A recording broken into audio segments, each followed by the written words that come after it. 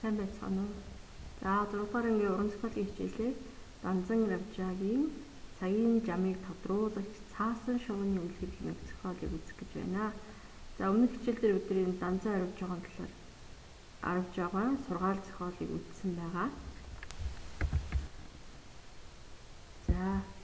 За энэ хичээл дээрээс энэ сурах хичгээс дараах асуулт даалгаврыг дэвтэрт хийж гүйцэтгсэн байх ёстой.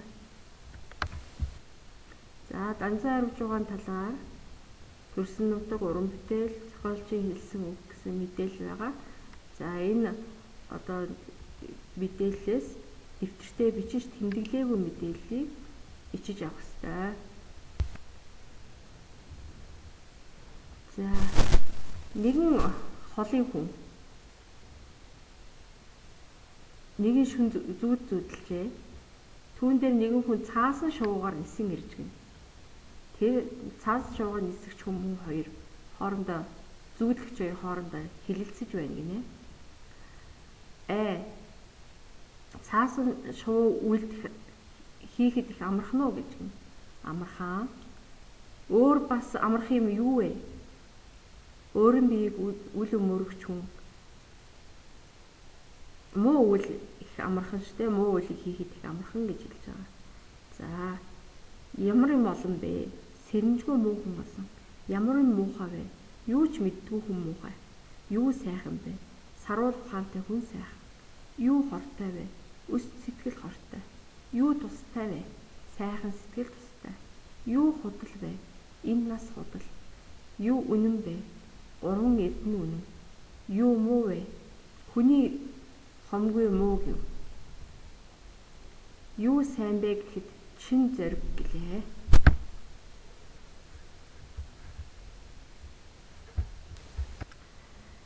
За ингээд тэр хүмүүс сургаалыг айлтж байгаа. За энэ сургаалыг бүгдийг нь дэвтэртээ бичээд за доторх үг үсэг утгыг тайлбарлах ёстой.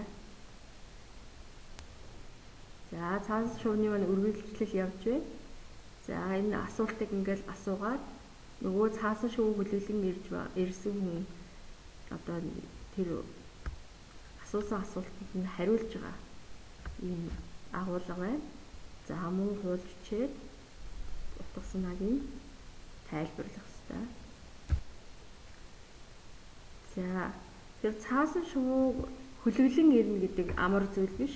Тэр цаасан шувуугаар онгоц цэгээ нисэж чадж байгаа хүн бол тэр сэтгэлийн их эрдэм ном бясалгачихсан дээдийн дээд төрлийг олсон хүн гэж ойлгож болно. Тэгэхээр энэ хүн бол хорвоо дэлхийгээр хүлэглэж нисээд сайн муу альва зүйлийг танин мэдсэн байна гэсэн үг. За тэгээд тэр хүмүүнд сургаалыг хайрлаж байгаа. За ингээд асуултанд бүгдээрээ миний дараах асуултуудад хариулт бичнэ. За асуултыг бичиж байгаад хариултыг бичих ёстой. За энэ зохиол маань өмнөх 2015 оны уран зохиол дээр зохиолын 62 дугаар хуудсанд байгаа. Хэвээ байхгүй бол энэ цахим хуудсан дээрээс ихийг бичиж авах хэрэгтэй байна. За эхлээд хүний сайн болоод муу үеийн талаар тэдгээр хэлэлцэж байгаа. Энэ зохиолын агуулга. Тэгэхээр хүн ерөөсөө ямар зүйл сайн бэ, ямар зүйл муу вэ гэдгийг ялган хэлж өгөөд хүн яаж явах нь зүйтэй вэ? Яаж явбал зөв сайн явах вэ гэдгийг сурж хэлж байна гэсэн. Тэгэхээр энэ зохиол дээр хамгийн гол гарч байгаа юм байна. Багшийг үл ойшоосон хүн хизээж эрдмийг үл сурна. Бусдын хэлснийг магтдаг, өөрийн болгож тогтоодгүй юм бол хизээж эрдэм үл сурна. Тийм хүнд сургаалгүй хэл гэсэн байгаа. Тэгээд энэ дүгнэлт хийгээд дараах даалгавруудыг гүйцэтгэнэ. За тэр үгийн тайлбарыг мөн бичиж авна. Үгийн тайлбарыг тэмдэглэж бичиж авнаа. За ингээд Баттгал даалгавар дээр энэ зохиолын агуулгыг 3 хүрээнд товч бичээд 6 асуултанд хариулсан байх ёстой.